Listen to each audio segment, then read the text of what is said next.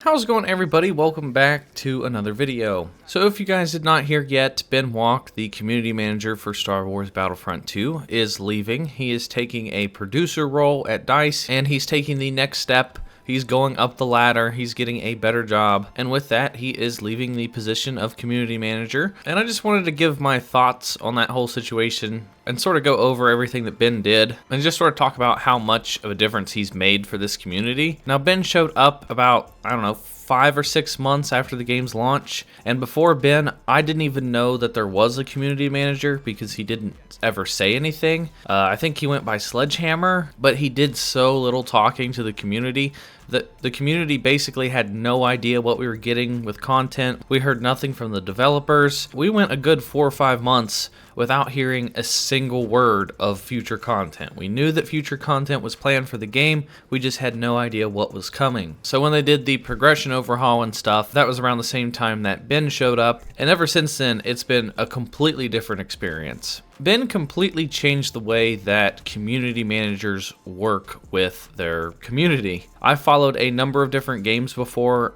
as heavily as I have Battlefront. I used to be a really big Destiny player. I used to be really into Ark. I followed Minecraft for a bit. I followed Battlefield. I followed some Call of Duty for a while. Like, there's a lot of games that I've been heavily invested in, and none of those other community teams are even in the same ballpark when it comes to Ben and him interacting with the community. And I can relate a little bit more to Ben now that I have more subscribers.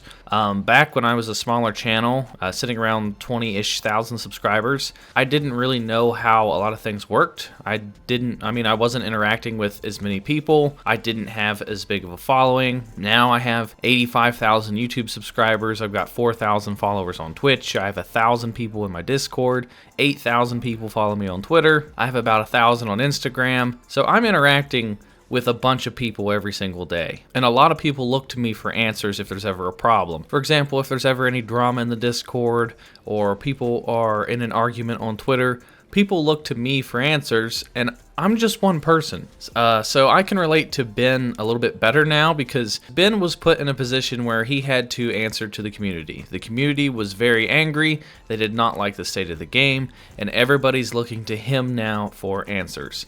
And I think he's done a great job. I didn't exactly agree with everything he did at the start, but as time progressed and the game progressed, I understood why he did the things that he did and said the things that he said, because he's just one person as well. And when you have people constantly nagging at you, like, CT win, I want this, I want that, this is stupid, why did you do this? And everybody's like putting all their concerns and all their complaints just funneled into one person. It can be a bit much. Plus, that's not even to mention all the behind the scenes stuff Ben does. Like, I don't even know what Ben does on the daily at the office. But Ben's constantly going out of his way to talk to people in the Discord. He talks to people on Reddit. He talks to people on Twitter. I mean, he's answering tons of questions. He's doing as much as he can. I think sometimes he said things a little bit too soon when he probably shouldn't have, but he does that because he knows the community is itching for some new content. So he's had a few teases every now and then. He had the whole prophecy thing where he had us guessing, and he just did a really great job of answering the community's questions. He's been a big part of different memes in the community. Like, the whole CT win thing just spawned out of so many people asking him constantly, when's the community transmission? When's the community transmission? Over and over and over. And that's another thing that he did. Before Ben, there was no community transmissions. Now we get a community transmission every single month for the most part. Some months when DICE doesn't have anything, like when they're on vacation, we don't get one. But he always has good patch notes. They almost never miss almost anything in the patch notes. For the most part, the patch notes are fairly complete. Very rarely do things sneak by the patch notes. I've followed a lot of games where they've released patch notes and a lot of stuff was changed that never made it into the patch notes. And that's really frustrating as a gamer to get a new patch and the patch note says one thing and then you go to play the game and something completely different happens. So I appreciate how thorough the patch notes are. I appreciate how much information goes into those community transmissions. Those have to take a while to write up. I mean, because you have to write up multiple paragraphs, you have to proofread it multiple times, you have to make sure all the information's in it. So I think overall he has done a great job, and I think going forward, every community and every video game needs somebody like Ben. I think Ben set the perfect example as to what a community manager should be. With social media now, it's not the same as it was 10 years ago. It's not the same as like the PS2 era or the PS3 era. Like, social media is so big now, it gives a chance for the developers to actually take feedback from the community. And when you have somebody like Ben constantly asking questions, taking in feedback, and then transferring all the feedback from the community to the developers, I think that makes a lot better experience compared to what it was, let's say, 10 years ago. Especially with the live service approach, where games are constantly getting updated month after month after month. I think it's crucial to have somebody like Ben. And I hope whoever replaces Ben was taking notes, and I hope Ben kind of takes them under his wing and shows them what he did and how to do certain things.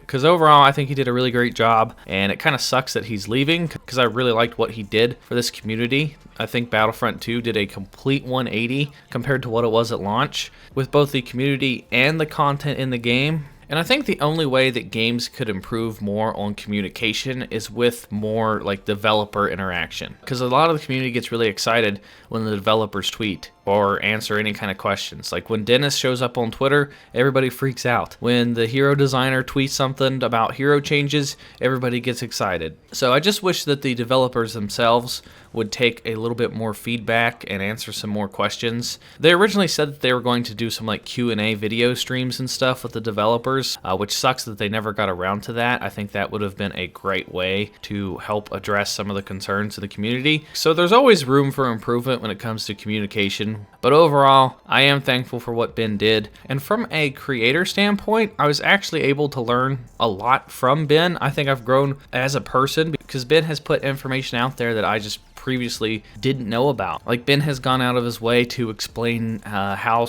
development works for certain things.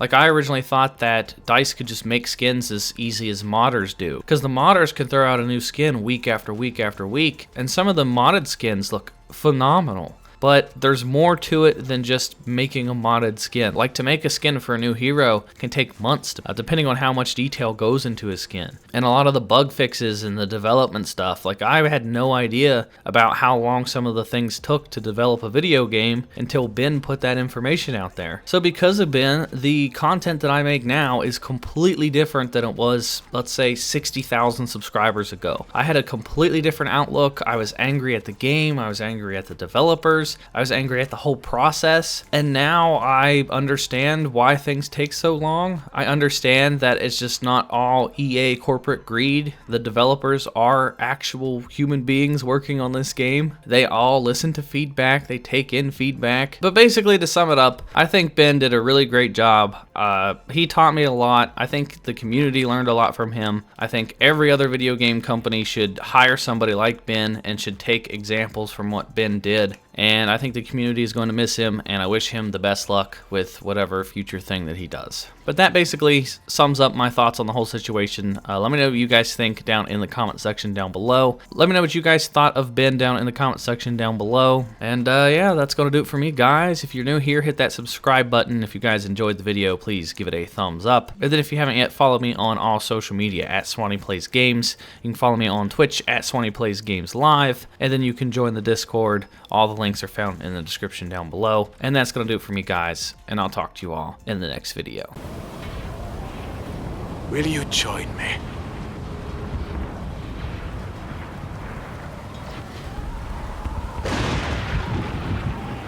Accept your fate. I grew impatient.